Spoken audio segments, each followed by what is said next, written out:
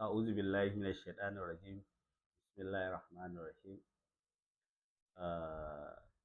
kamar yadda a kwanakin baya ka san mun tunasar da al'umma cewa akwai price review na project ɗinmu na Yankari M-Shell wanda yake off Maiduguri Road na 15%.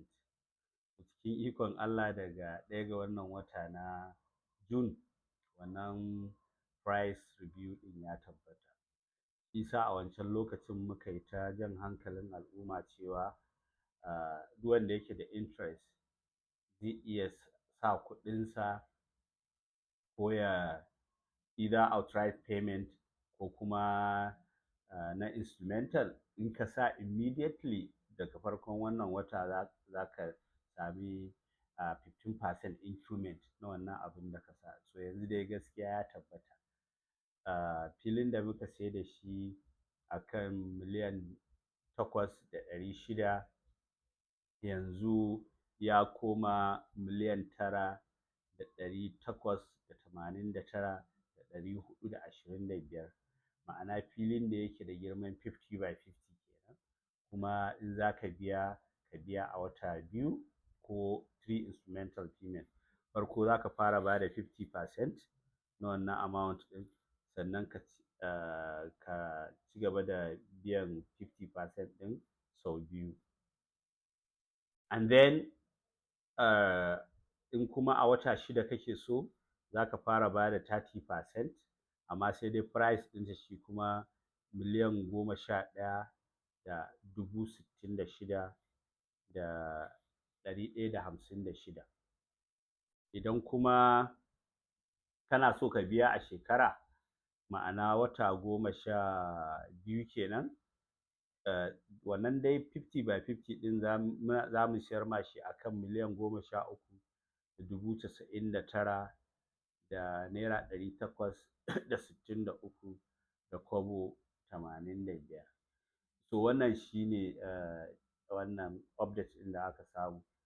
Kun san before a baya ba maganar wata 12, so amma yanzu akwai wata 12. Sannan idan za ka biya outright payment lokaci ɗaya, wannan miliyan 9,889, za ka samu discount na 2.5%.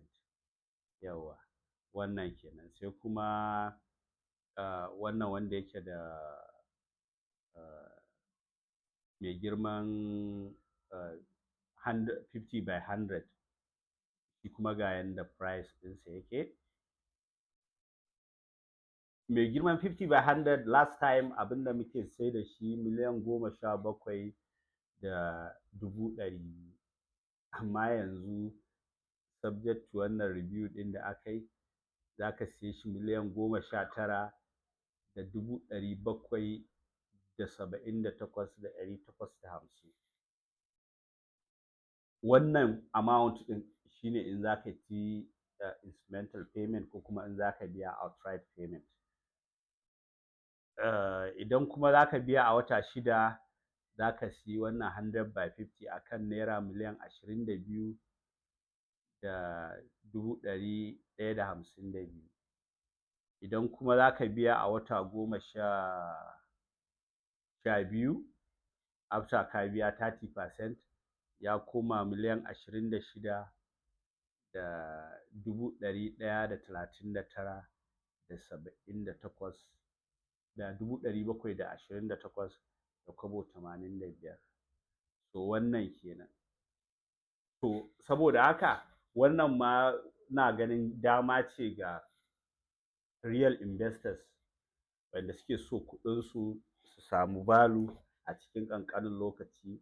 Ina kiransu either ɗan kasuwa ne kai ko ma'aikacin gwamnati ko kuma ma'aikacin private organization, in dai you have the capacity.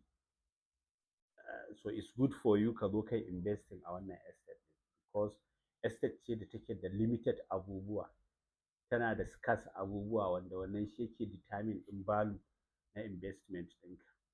Waɗanda suke wise investors da yawa gaskiya ka ga sun yi investing early sometime.